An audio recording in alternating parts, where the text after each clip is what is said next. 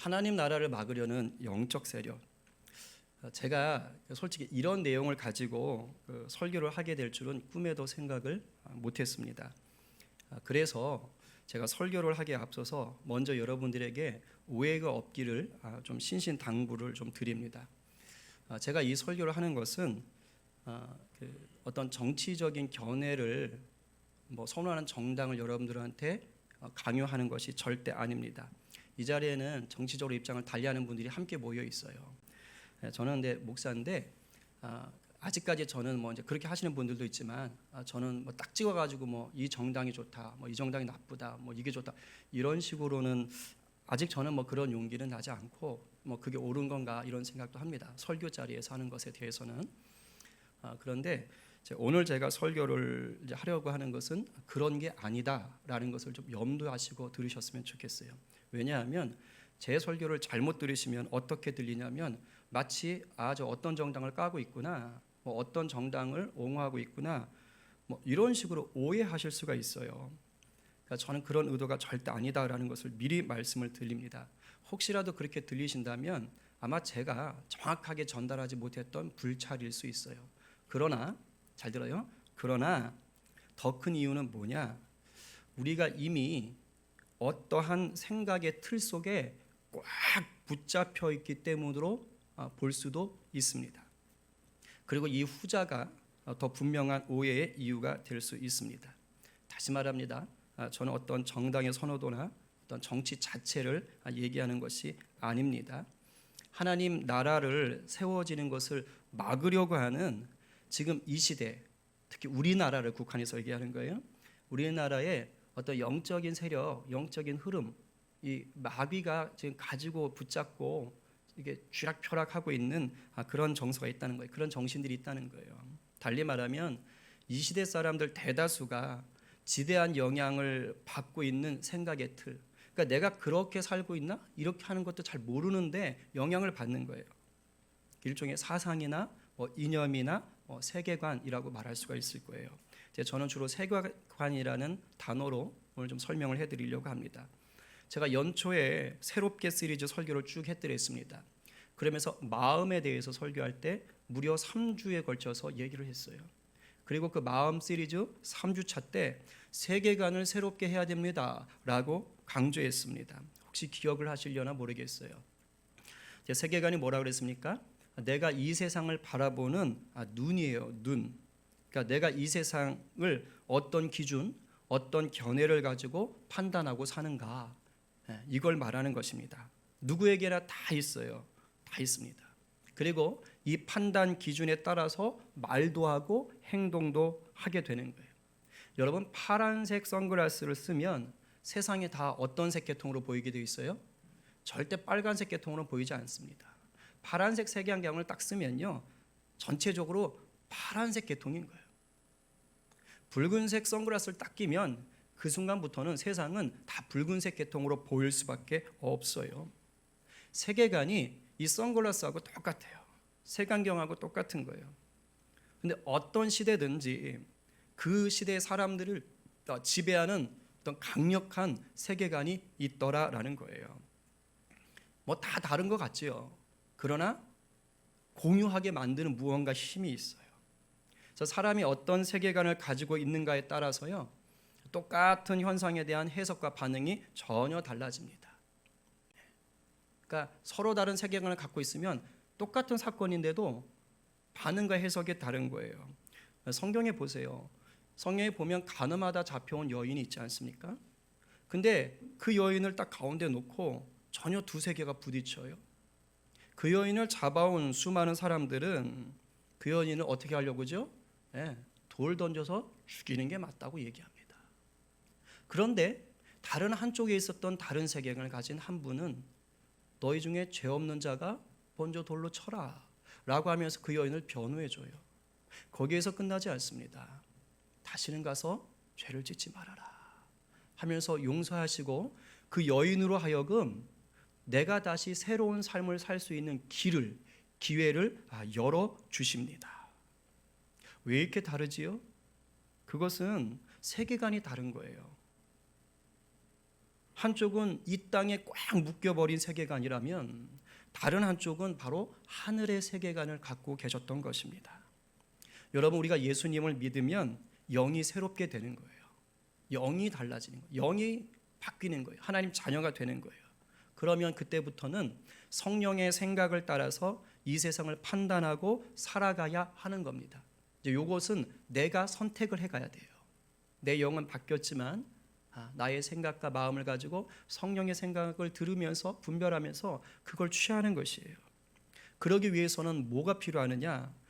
그 전에 내가 살면서 이 땅의 세계관에 사로잡혀 있었던 그런 마음과 생각을 이제는 성경적인 세계관, 하늘의 세계관으로 바꿔놔야 되는 거예요. 성경적인 세계관으로 새롭게 되지 않으면 어떤 문제가 생기느냐? 내가 예수를 믿었어요. 구원 받았어요. 그런데도 하나님을 대적하는 자리에 서버려요. 자기는 지금 하나님 나라를 세워간다고 말은 해요. 그리고 그렇게 행동도 하는 것 같아요. 근데 실제로는 어떤 일이 벌어지느냐? 오히려 하나님 나라를 허무는 자리에 서더라 이 말입니다. 우리 모두가 하나님 나라를 세워가는 정말 성경적 세계관으로 완전하게 무장되기를 간절히 축원합니다. 헌데 성경적인 세계관으로 우리의 마음을 새롭게 하는 게 그렇게 쉬운 일은 아닙니다. 이게 만만치가 않은 거예요. 말씀과 기도를 열심히 하면 그냥 쉽게 바뀌어질 것 같잖아요. 그런데 아니더라는 거예요. 부족하지만 저도 해봤어요. 말씀과 기도 열심히 해봤는데 그렇게 쉽게 바뀌어지지는 않더라고요. 나중에 알았어요. 저는. 여러분들 중에도 그런 분들 있을 거예요. 물론 저는 이제 이것은 믿어요. 저는 개인적으로는 어떤 성도가 있는데 그분이 정말 성경 말씀을 읽거나 묵상할 때 정말 성령님의 계시를 받으면서 읽어간다. 그러니까 말씀을 읽을 때 이게 글자가 아니라 정말 말씀이 막 살아가지고 역사를 한다. 막 하늘의 그 지혜가 부어진다. 그리고 막 기도를 하는데 성령님의 깊은 임재 속으로 들어가가지고 막 성령의 분별하게 하시는 그 깨달음이 있다. 저는 그런 성도라면 정말 말씀과 기도만으로 하늘나라의 세계관으로 완전히 바뀐다고 믿어요. 그 정도로 갈 수 있는 성도라면. 그러나 현실적으로는 그냥 성경을 열심히 읽고 그냥 기도를 열심히 하는 것만으로는 그런 일이 드러나지 않더라는 거예요. 제가 왜일까를 고민했어요.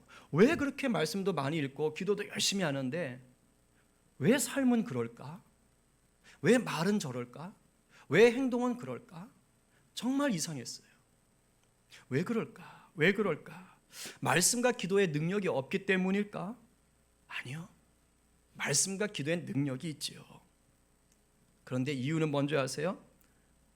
말씀을 봐도 기도를 해도 제대로 깨닫지 못하도록 만드는 기존의 이 땅의 세계관에 내가 이미 묶여 있는 거예요. 거기서 발을 못 빼는 거예요. 이미 깊이 물들어 버린 이 땅의 세계관이 하나님의 나라, 즉 하나님의 뜻이 무엇인지를 바르게 분별하는데 장애물 노릇을 하고 있는 거예요. 이런 생각을 한번 해봅시다. 여러분 그 쓰레기 매립장 가보셨어요? 잔뜩 모아둔데 저는 한 번 정도 가본 것 같아요. 아니면 하여튼 냄새 고약한 데 하나 생각해 보십시오. 아니면 분뇨 처리장.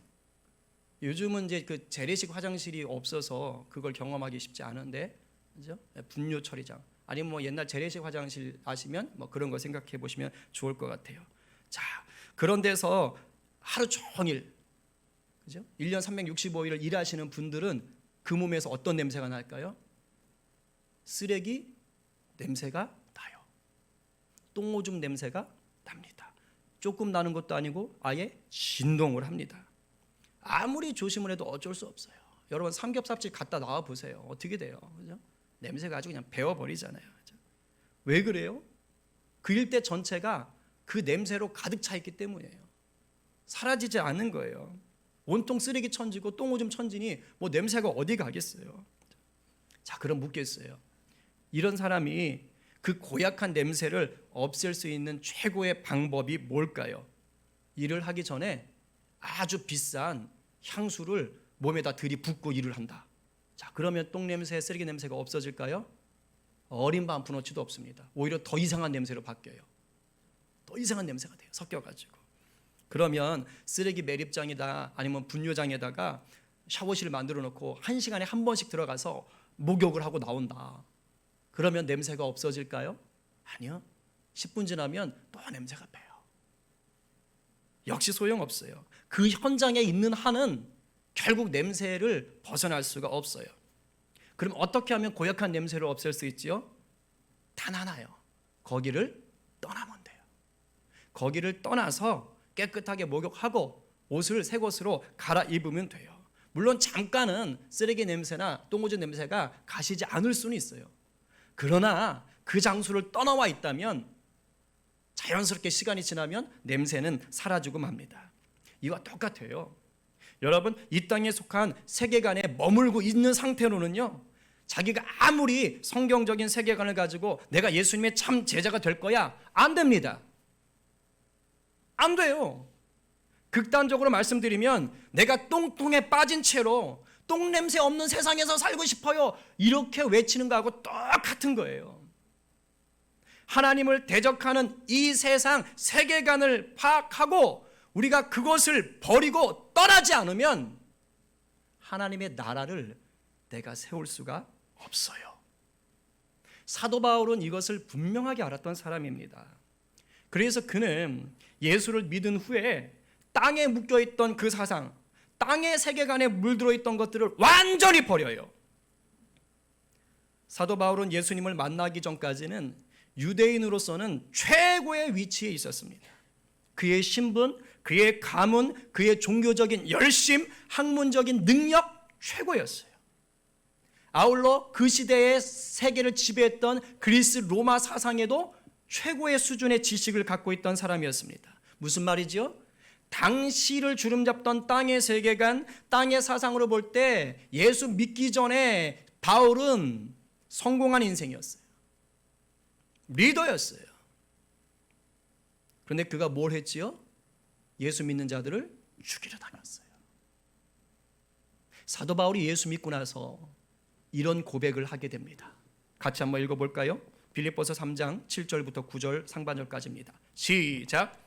그러나 무엇이든지 내게 유익하던 것을 내가 그리스도를 위하여 다 해로 여길 뿐더러 또한 모든 것을 해로 여김은 내 주 그리스도 예수를 아는 지식이 가장 고상하기 때문이라. 내가 그를 위하여 모든 것을 잃어버리고 배설물로 여김은 그리스도를 얻고 그 안에서 발견되려 함이니. 다 버리고 예수 안에서 발견되고 예수가 가장 고상한. 한 구절만 더 읽겠습니다. 골로새서 2장 8절 말씀. 시작. 누가 철학과 헛된 속임수로 너희를 사로잡을까 주의하라. 이것은 사람의 전통과 세상의 초등학문을 따름이요 그리스도를 따름이 아니니라. 여기서 특별히 사람의 전통이라는 것은 유대교의 율법적 전통이에요. 사도 바울이 예수님을 제대로 만나고 나니까 비로소 알게 된 거예요. 야, 그동안 내가 배우고 누리던 게 하늘나라의 세계관이 아니었구나.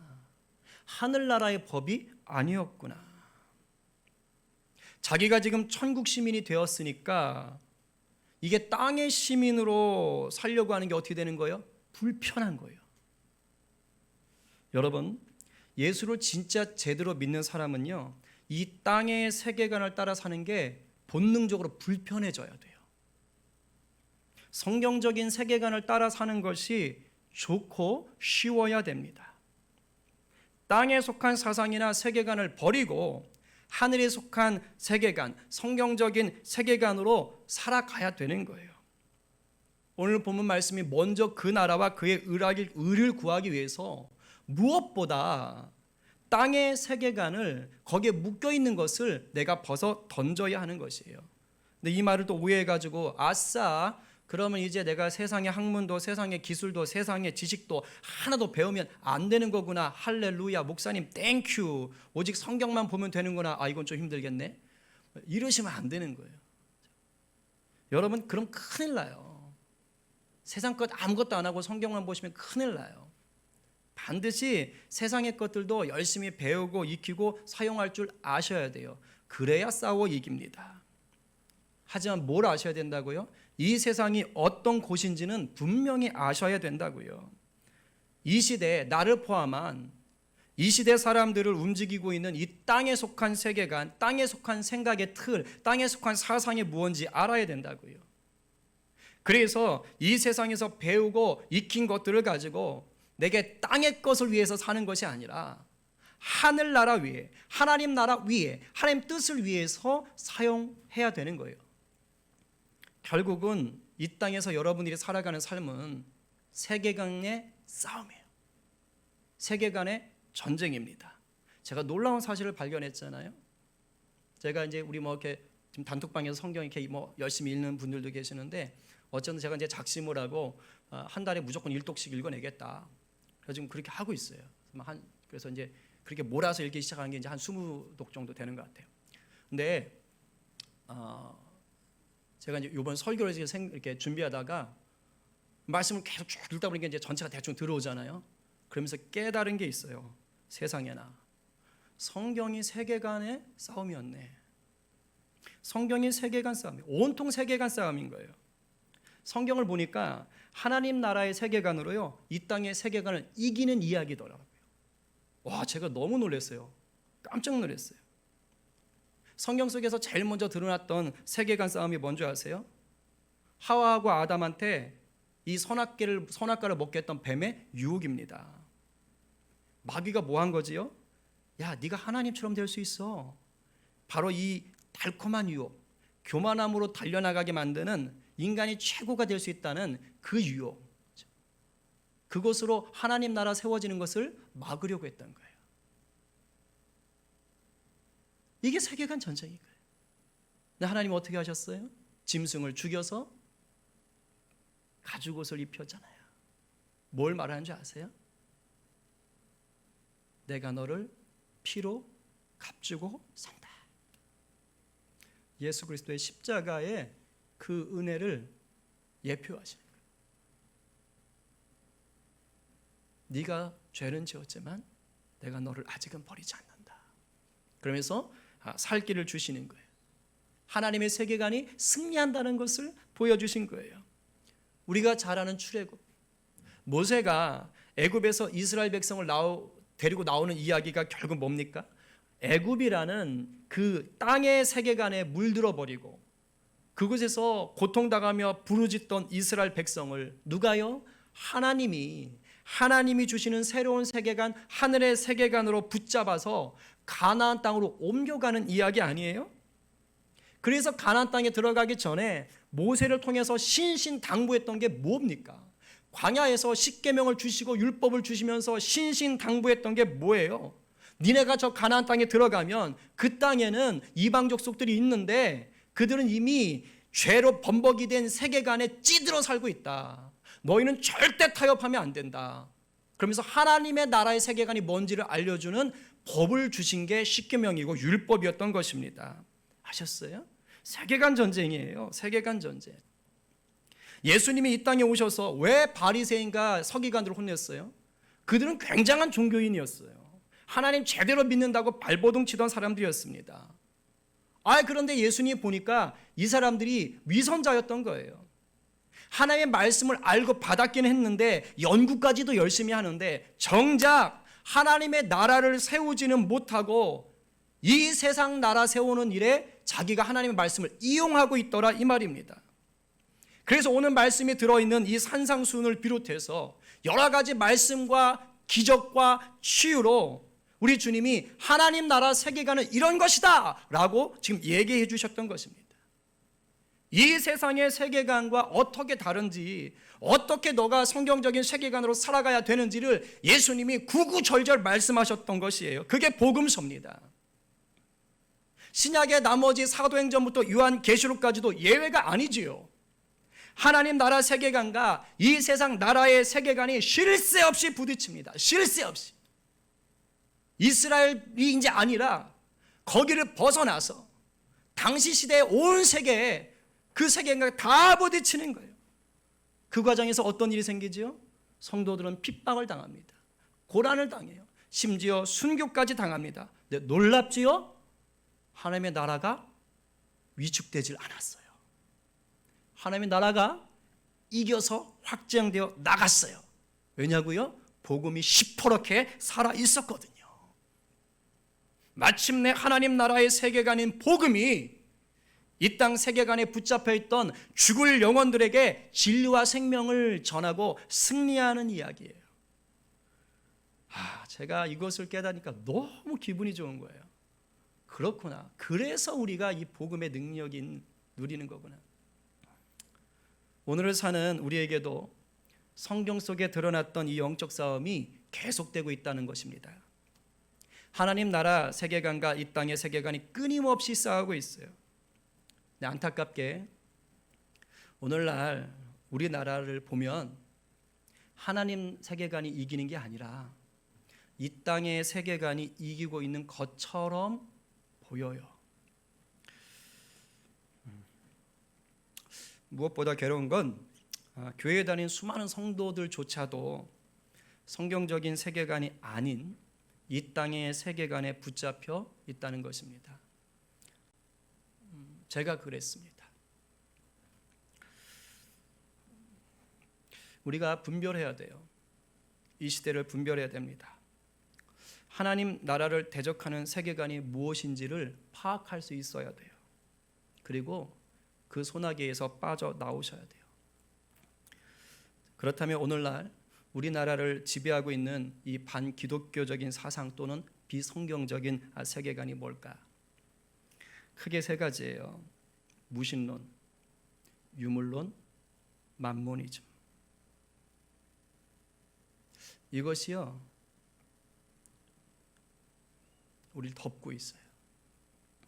무신론은 알다시피 신이 없다라고 여기는 거예요. 신을 거부해요. 무신론자들에게 신은 뭐냐? 사람들이 자기가 위로받기 위해서 만들어낸 허상입니다. 그냥 심리적인 위로거리에 불과하다고 그래요. 그런데 그 무신론이라는 게 서구에서 나왔지 않습니까? 결국 그 무신론자들이 거부하는 신이 누구냐? 여호와 하나님인 거예요. 이들은 여호와 하나님을 이 세상에서 아예 지워버리려고 발버둥을 칩니다. 그래서 하나님께서 인간을 자기 형상을 따라 존귀하게 지었다는 것도 부인합니다. 하나님께서 특별한 계획을 가지고 이 지구와 온 우주를 창조했다? 부인합니다. 그냥 무신론자들에겐 이 우주는 우연히 생긴 거예요. 이 세상은 우연히 생겼어요. 어떤 특별한 목적, 계획 없어요. 사람도 단지 진화의 결과물에 지나지 않습니다. 그래서 이 무신론은 반드시 어디로 가느냐? 유물론하고 한패가 돼요. 유물론은 뭐냐? 만물의 근원이 물질이다 이렇게 보는 거예요. 인간의 정신이라든가 영이 아니다 이렇게 보는 거예요. 물질이다. 그러니 당연히 눈에 보이지 않는 신은 어떻게 되죠? 거부됩니다. 우리 눈에 보이지 않는 감정이나 생각이나 정신보다 우리 눈에 보이는 물질이 더 근본적이에요.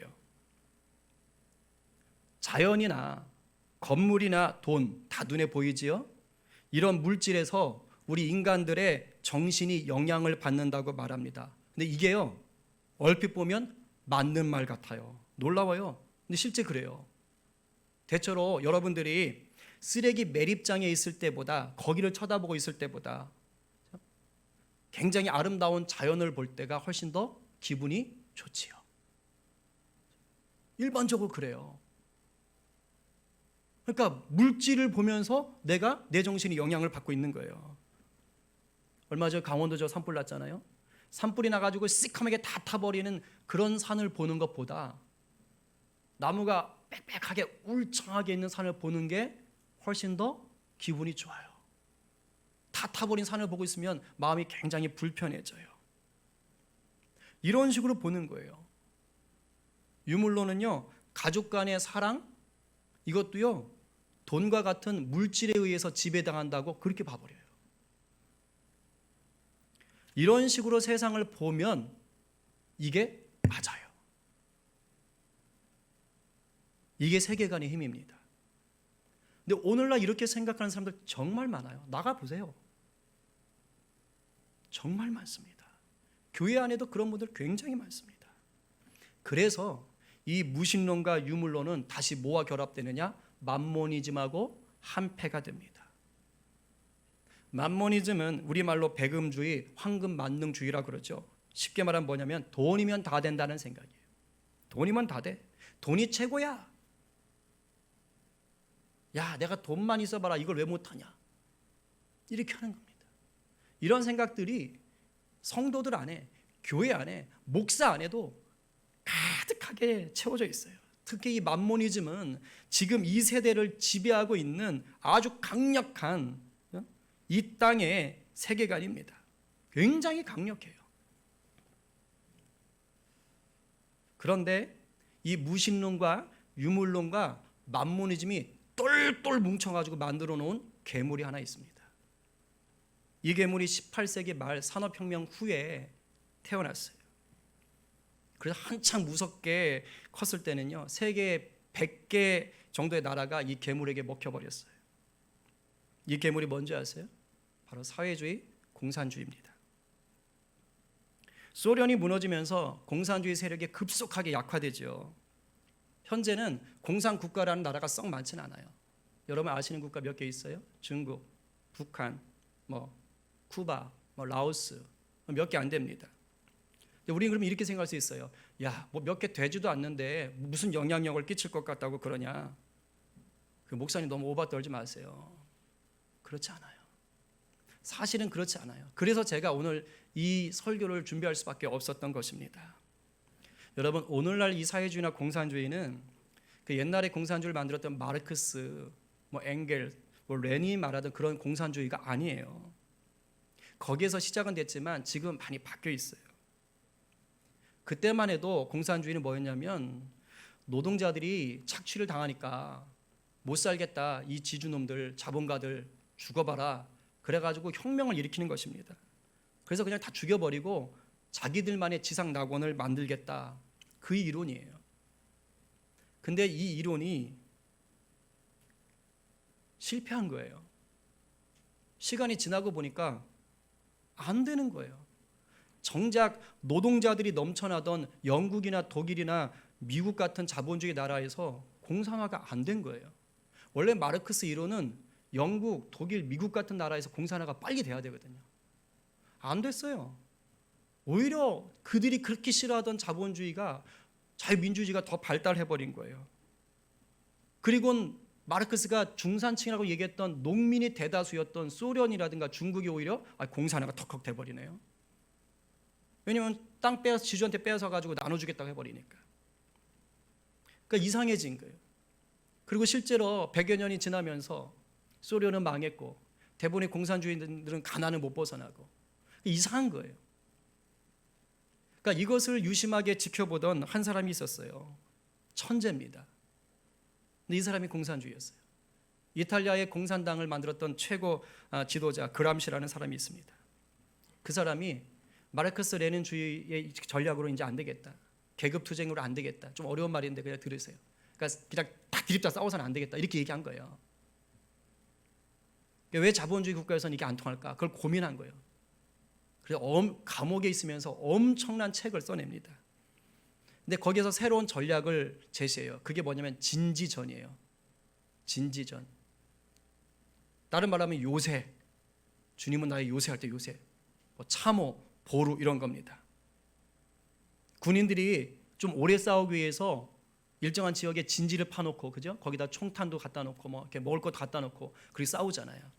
거기서 따온 겁니다. 그러니까 이 전략은 뭐냐면 단기전이 아니란 뜻이에요. 원래 마르크스 공산당은 뭐냐면 일단 다 때려 부셔, 그리고 뒤집어 엎어, 이거거든요. 단순간에 엎어버리는 거예요. 근데 그렇게 안 된다라는 거예요, 이제는. 그러니까 어떻게 하냐면 오래 가자, 오래도록 싸우자. 그래서 어떤 방법을 썼냐면 이 공산주의자들이요, 자본주의를 선택한 자유민주주의 국가에 들어가서 정치, 경제, 사회, 문화, 교육, 종교 등 모든 영역에 다 침투하는 거예요. 거기 들어가는 거예요. 그래서 거기 들어가서 겉으로는 굉장히 지성을 요구하고요, 높은 도덕적인 수준을 중시하는 것처럼 얘기를 합니다. 그러면서 그 안에서 공산주의 사상을 하나씩 심는 것입니다. 이렇게 해서 어떻게 되느냐, 각계 분야에서 많은 사람들에게 호감을 사기 시작하는 거예요. 와, 저분 정말 똑똑해, 저분의 도덕성은 최고야. 정말 약자들을 위해. 이러면서 호감을 사는 거예요. 그래서 그 사람들의 지지를 받아내요. 이제 그런 다음에 어떻게 하는지 아세요? 마침내는 그 나라 사람들이 그동안 당연하다고 여기던 상식까지도 바꿔버립니다. 제가 깜짝 놀랐어요. 이것을 읽고 나서. 그람시에라는 아까 말했던 이탈리아의 그 공산당 최고 지도자가 이런 말을 했습니다. 상식을 보다 일관성 있는 정치 이론 내지 철학적인 흐름으로 만들기 위해서는 그 다음이 중요해요. 정치 교육과 문화 정치라는 작업이 필요하다.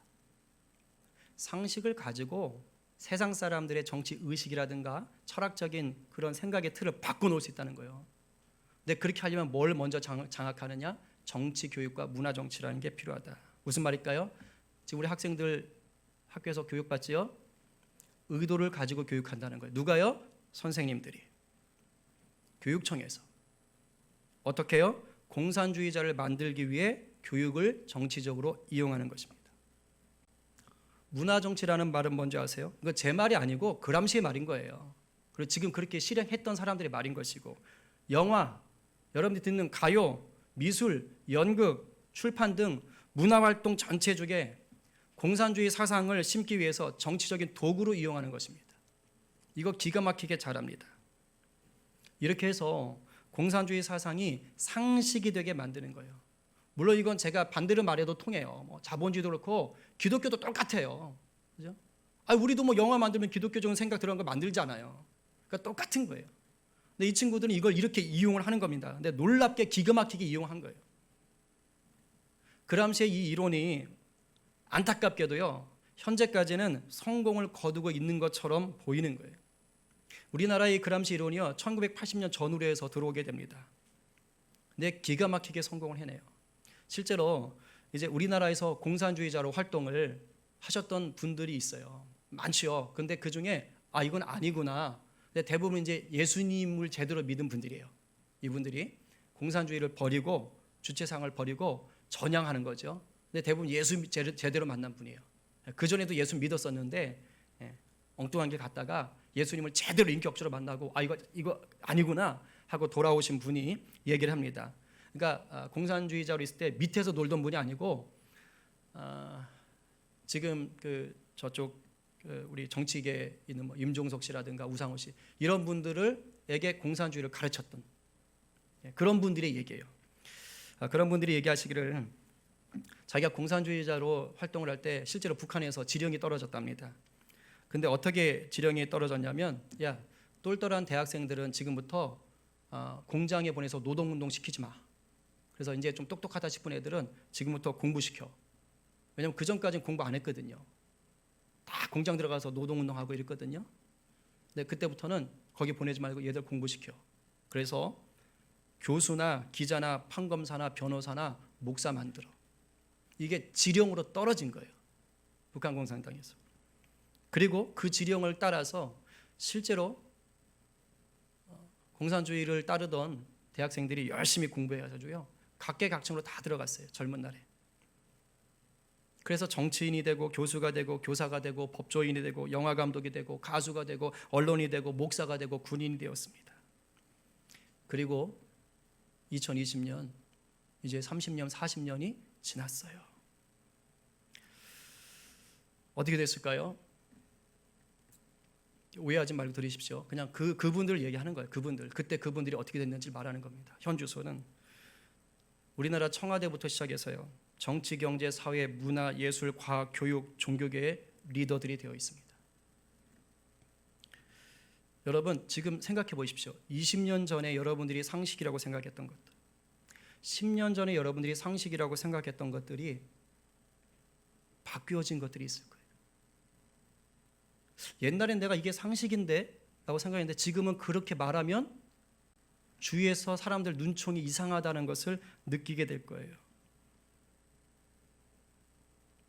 우리나라의 주적이 헌법에는 분명히 북한입니다. 근데 오늘날 젊은 분들 이제는 뭐 40, 50대까지도 그래요. 북한 아니라고 해요. 미국이라고 말합니다.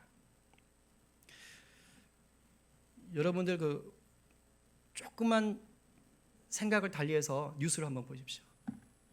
여러분들이 보셨던 다음이나 네이버의 포털 사이트에서 봤던 뉴스들, 신문에 봤던 수많은 뉴스들, 미국에 대해서 우호적으로 얘기하는 기사 있나요? 신기하지 않아요? 100% 나쁠 일은 없는데 이상하게 싫어요. 일본, 물론 일제 식민지, 저는 학교에서 국사 시간에 일제 강점기라고 쓰라고 배웠는데 저 이번에 알았어요. 일제 강점기라는 용어 자체가 우리나라 사학계에서 만든 용어가 아니래요. 북한에 있는 역사 교과서에서 나온대요. 우리는 처음엔 식민지라고 배웠잖아요. 근데 학교에서 일제 강점기로 바꿔라. 그러니까 선생님이 그렇게 가르치니까 배우는 거예요. 우리 아이들이 지금 그러고 있는 거예요. 근데 그게 북한에서 만들어진 용어인 걸 요번에 알았어요, 제가. 뉴스를 보면은요, 미국에 대해서 부정적인 게 거의 90% 이상입니다. 근데 이상하지요? 정말 이상한데요. 우리나라 뉴스를 보세요. 공산주의 국가인 중국이나 북한에 대해서는 안 그래요. 상당히 우호적입니다. 부정적인 사건이 있어도 오히려 침묵하거나 옹호하고 있어요. 왜일까요? 정말 미국이 그렇게 나쁜 놈이어서 그럴까요? 중국이랑 북한이 그렇게 좋을까요? 아닌 거예요. 30년, 40년이 지나면서 바로 그 그람시의 이론이 통화버린 거예요. 각계각처에, 특히 언론에, 미디어에 다 들어가 버리는 거예요. 영화에 다 들어가 있어요. 김정은을 친구로 생각하잖아요. 그 북한 주민들 죄다 그 못 살게 만들고 그 엄청나게 살인해대는 그 사람을 우리는 친근하게 느끼잖아요. 이 세대가 지금. 그리고 위험한 게 뭔지 아세요? 성과 관련해서 지금 이 공산주의가 이걸 또 이용하고 있어요. 여러분 잘 들으셔야 됩니다. 저는 분명히 동성애는 죄라고 배웠고 성경에도 그렇게 되어 있고 확고합니다.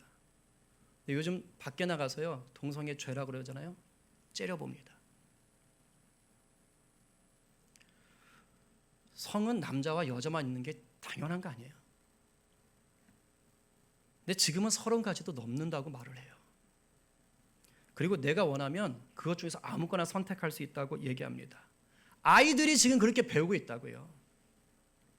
내가 생물학적으로 남자여도 나 여자가 되고 싶어요.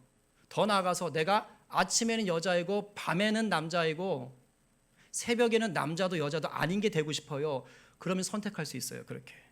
근데 이걸요, 부모가 야 이 자식아 정신 차려 라고 얘기하면 부모를 고발해서 감옥에 쳐넣을 수도 있는 지금 그런 시대로 가고 있어요. 외국은 이미 시작되었죠.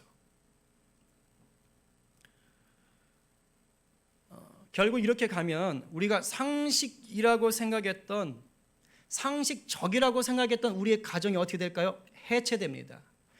이게요, 공산주의 사상이에요. 연결돼요.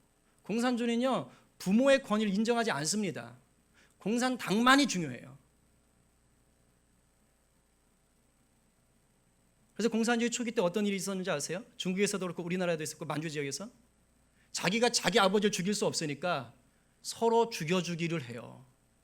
지 부모를. 이게 공산주의 사상이에요, 여러분. 근데 이거를 전면에 안 내세운다고요.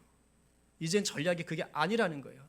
아주 그럴듯하게 사탕발림 해놓고 아주 은밀하게 고도의 인권을 위하는 척 가고 있어요. 지금 정의당에서 국회에 차별금지법을 다시 또 올렸죠. 이것도 같은 맥락입니다. 제 시간이 없어서 자세히 얘기할 수 없는데 소수자, 약자 위해야 되죠. 이미 그 법 다 있습니다. 근데 다시 이걸 올리는 이유가 있어요. 소수자라는 명목으로요, 상식을 바꿔놓고 있어요. 이상한 세상 만들고 있어요, 여러분. 정말 겉으로는요, 인권 존중하고 아주 높은 도덕적인 수준을 요구하는 것 같은데 사실 그 뒤로는요, 전혀 다른 세상 만들고 있어요. 자기들의 권력을 유지하기 위해서 그들을 이용합니다. 여러분 최근에 터졌던 수많은 부정, 부패, 비리 사건, 성추행 사건들 아시지요? 그분들 대다수가 바로 이 운동 하시던 분들이에요. 물론 그런 거 안 한 사람들도 죄 져요. 잘못해요. 근데 이분들은 그런 걸 싫어했던 분들이에요. 그런 건 저주하고 아니다라고 얘기했던 분들이에요. 청령, 결백, 뭐 인권, 뭐 여성 그렇게 부르짖던 분들이라고요. 그래서 커피 한 잔 사 먹고도 영수증 제출합니다. 막 이런 거 뉴스 기사 뜨고 그런 분들이었다고요. 그런 게 자기들의 사상이라고 주장하던 분들이었다고요. 그런데 그게 아니더라는 것이 지금 드러나 버린 거예요. 가난한 자들의 친구라고 말하며 가난한 자들을 위해서 목숨을 다 바쳐 일할 것 같은데 실상은 자기들의 배를 불렸어요. 그분들 상당한 부자입니다. 정신대 사건, 그 정의원 있죠? 그분 신학교 나왔어요. 이제 아시겠어요? 어떻게 이게 흘러갔는지를? 정직하게 땀 흘려 그 돈을 벌지 않아요. 거의 불로소득으로 벌어요.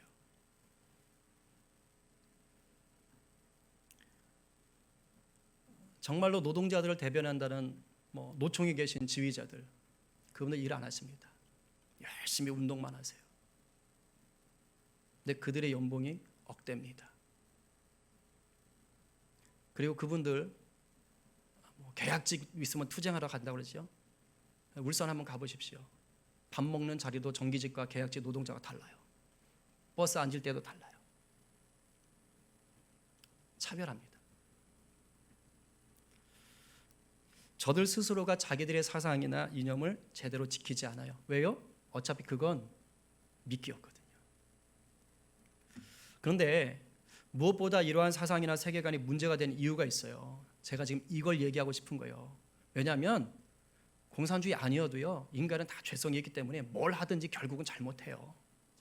뭐 자본주의라고 자유민주주의라고 죄 안 짓습니까? 똑같아요. 근데 지금 말했던 이 유물론, 무신론, 만모니즘이 결합된 이 공산주의 사회주의는 왜 위험하느냐? 이 정신은, 이 생각의 틀은 대놓고 하나님을 거부해요. 대놓고 성경을 거부합니다. 교회를 무기력하게 만들려고 그래요. 어떻게 해요? 교육과 언론을 통해서, 문화적인 도구를 통해서. 저와 여러분들에게 당장 이런 것들이 문제 안 될 수 있어요. 지금은.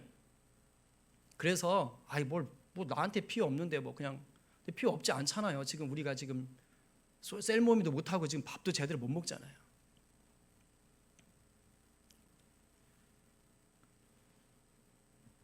그렇게 살 일이 아니에요. 그냥 하다가 여러분들 신앙의 자유 빼앗기고요, 표현의 자유 빼앗기는 거예요. 함부로 이제는 뭐 성소수자니 뭐니 해서 이렇게 좀 비하는 발언했다가는 아주 불편해질 수 있어요. 재판 걸려야 되고.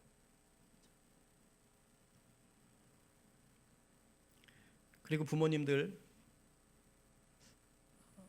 우리 자녀 세대 정말 걱정하셔야 돼요.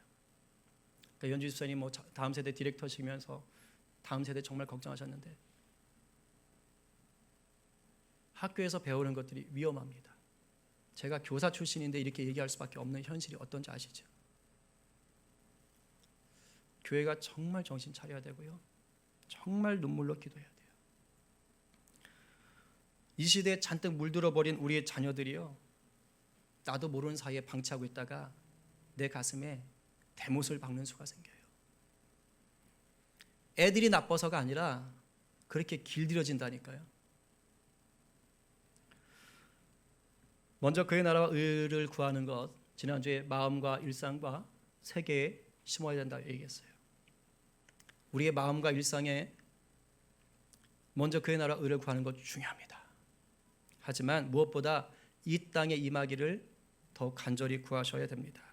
정말 뜨겁게 중보하셔야 돼요. 제가 기도하자 이유가 있어요.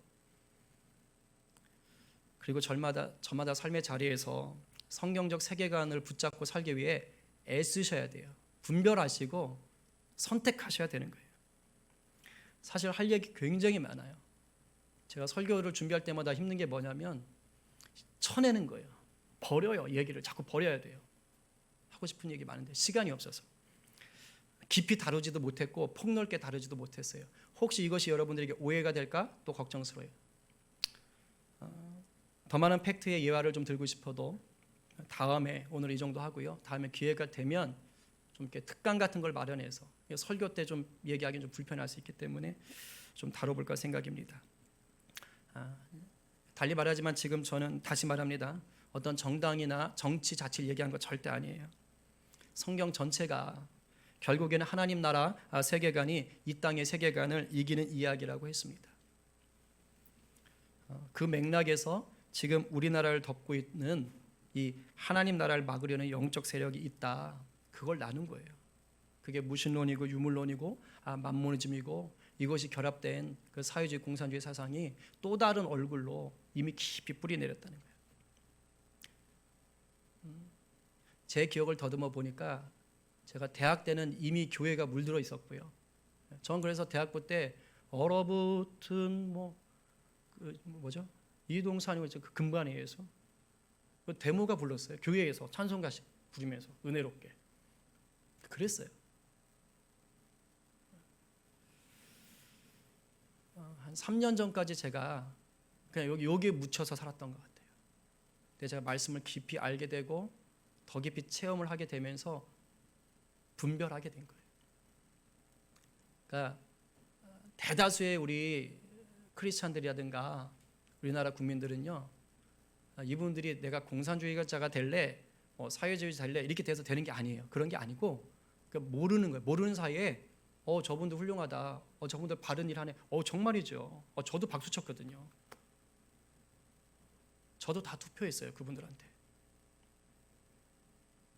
깨닫고 나니까 내가 미처 못 본 게 있었구나를 알게 된 거예요.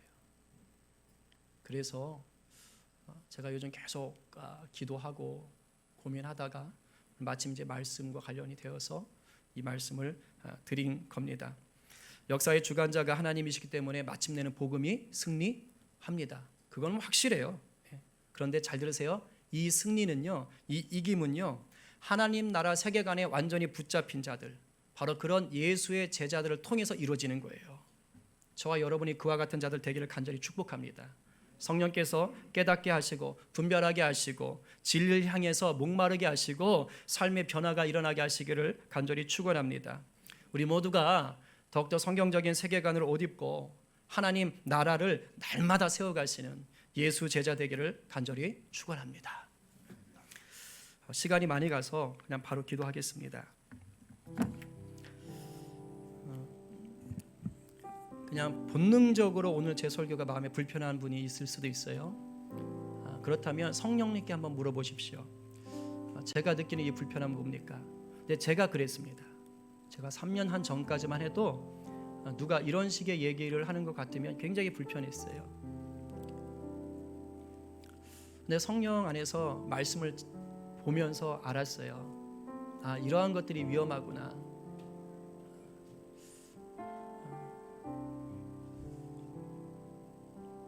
몰라서 그럽니다. 몰라서 그러는 거예요. 인격적인 만남을 갖지 못해서 그러는 거예요. 성경을 제대로 안 보니까 그런 거예요.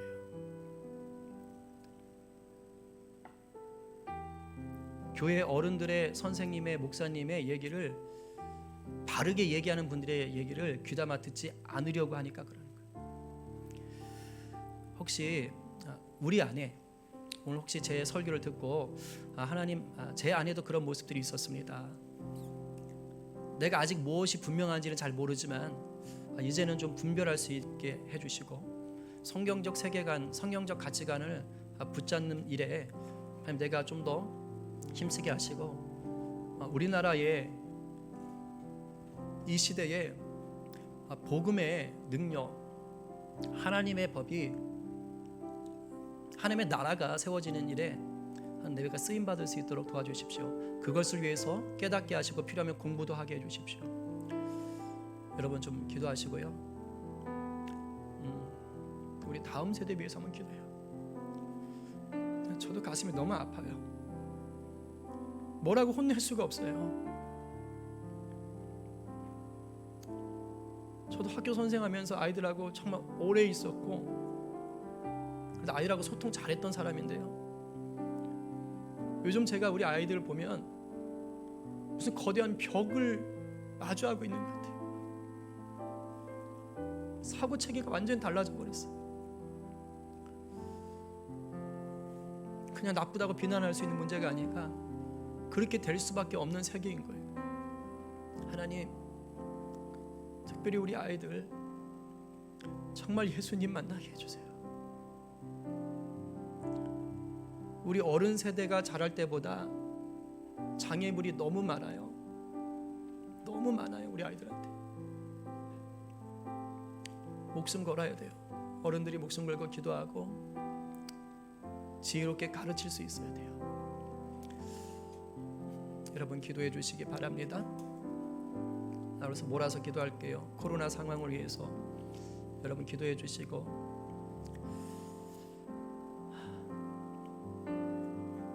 선교지를 위해서 기도해 주시고, 특별히 우리 성도들 가족들 중에 몸이 많이 아픈 분들이 계세요. 암으로, 또 수술 후에 회복함으로, 또 우리 성도들 중에도 또 뭐 수술하고 회복하는 분들도 있고, 좀 생각나시는 대로 중보해 주시기를 바랍니다. 우리 이 시간 적당한 목소리로 좀 기도하며 나가겠습니다. 기도하겠습니다. 살아계신 역사하신 하나님 아버지, 감사를 드립니다. 하나님 아버지, 이 시간 우리 가운데 하나님의 나라가 임하게 해주십시오. 하나님, 단순히 하나님 교회에서 그 아버지 신앙생활에서 그냥 성경 보고 찬송 듣는 것으로 하나님 나라가 임했다고 볼 수 없습니다. 하나님, 정말 이 세대를 붙잡고 있는 그 하나님을 대적하는 하나님 나라를 막아서려가는 정신들이 있습니다. 그것이 이미 오래도록 이 나라를 지배하고 있습니다. 하나님, 정말 그것에 물들어서 무엇이 진리인지 무엇이 바른 길인지 모르는 분들을 하나님 위로하시고, 할 수 있다면 돌이킬 수 있도록 주님 도와주십시오. 하나님, 또한 우리가 바로 깨달아 알기 원합니다. 하나님, 우리가 바로 깨달아 알기 원합니다. 하나님, 우리가 바로 깨달아 알기 원합니다. 정말 하나님이 이 땅 가운데 두시고자 하는 그 아름다운 세상이 어떻게 펼쳐져야 되는지를 우리가 알기 원합니다. 아무리 겉으로 좋아 보이고 훌륭해 보여도 그 중심에 하나님을 대적하고 교회를 거부한다면 그것은 하나님의 나라를 세우는 것이 아닙니다. 하나님, 우리가 깨어지게 해주십시오.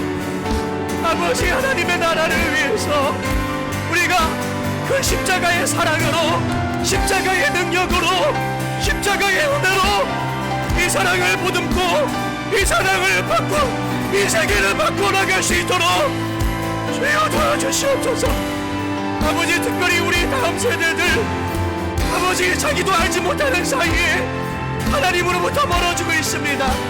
말씀을 듣지 못하게 만드는 아버지, 그런 귀마개를 쓰고 삽니다. 하나님, 불쌍히 여겨주십시오. 하나님, 불쌍히 여겨주십시오. 신이 없다고 배우고 있는데 어떻게 교회 와서 예수님을 믿을 수 있습니까? 돈이 최고라고 배우는데 어떻게 내 주님이 나의 왕이라고 고백할 수 있습니까? 하나님, 도와주시오. 아버지, 불쌍히 여겨주십시오. 하나님, 우리 성도들 몸이 아픈 분들이 있습니다. 마음이 힘든 분들이 있습니다. 우리 성도들 가정 가운데 암으로 아버지 어려워하는 분들이 있습니다. 아버지, 수술을 회복하시는 분들이 있습니다. 아버지, 치료하시고 아버지, 낫게 하여 주십시오. 우리 주님 채찍에 맞음으로 남을 입었도다.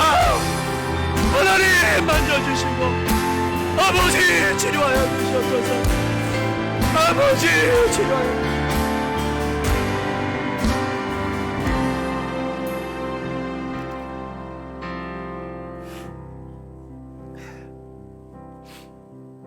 주님,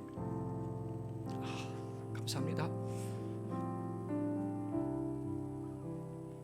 선악과를 따먹었던 그 하와 아담, 그 아담과 하와, 하나님이 두려워 나뭇잎으로 옷을 입고 숨어버렸던, 스스로 하나님과 단절된 길을 걸었던 그 최초의 인간에게 하나님은 짐승을 죽여 피를 내시고 그 가족으로 옷을 입히며 내야 난 너 안 버려, 난 너 안 버려, 난 너 안 버려, 넌 마귀한테 지지 않아, 이길 수 있어. 그렇게 예수님을 보내주셨지요. 특별히 우리나라를 사랑하셔서 그 어둠의 땅에 복음 허락하시고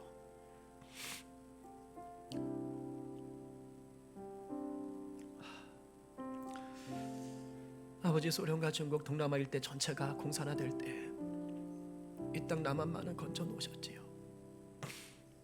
그것을 복음으로 버티게 하셨지요. 물론 실수도 많았고 하지 말아야 될 죄도 지었지만 그래도 예수 믿는 자들이 있어서 그거 긍휼히 여기시고 오늘까지 오게 하셨지요. 하나님만이 위태롭습니다. 그러나 복음은 승리합니다. 예수 믿는 우리를 통하여 다시 깨닫게 하시고 내가 모르는 사이에 물들어 있던 이 땅의 생애간 사도 바울이 배설물처럼 여기며 버렸듯이 버리게 하실 줄로 믿습니다. 물론 우리는 이 땅에서 살아야 됩니다. 그러나 구별된 자로 하나님 복음의 용사로 미움이 아닌 사랑으로 품고 때로는 가르치고 때로는 매를 맞고 아파도 참으며 하나님 나라 세워가게 하여 주시옵소서.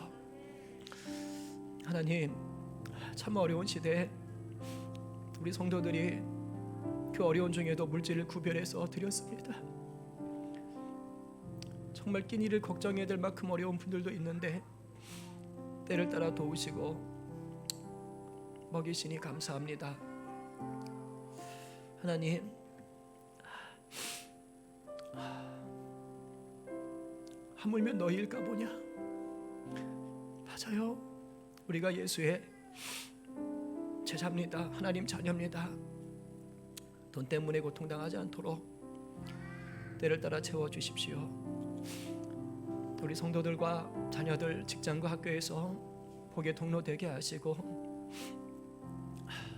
예수 믿는 것 때문에 때로는 힘들고 지치고 피해를 당해도 넉넉히 이길 수 있도록 오히려 사랑으로 그것을 바꿔 나갈 수 있도록 하나님 더 큰 위로와 지혜와 힘을 주십시오. 우리 성도들 몸이 아픈 분들이 있습니다. 수술하고 회복하는 지체 만져주시고 지병으로 고통받는 분들 하나님 잘 감당해낼 수 있도록 도와주십시오.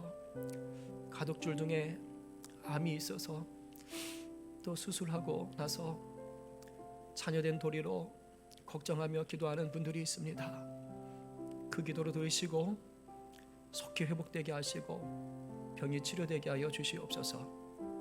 감사하며 예수님의 이름으로 기도합니다.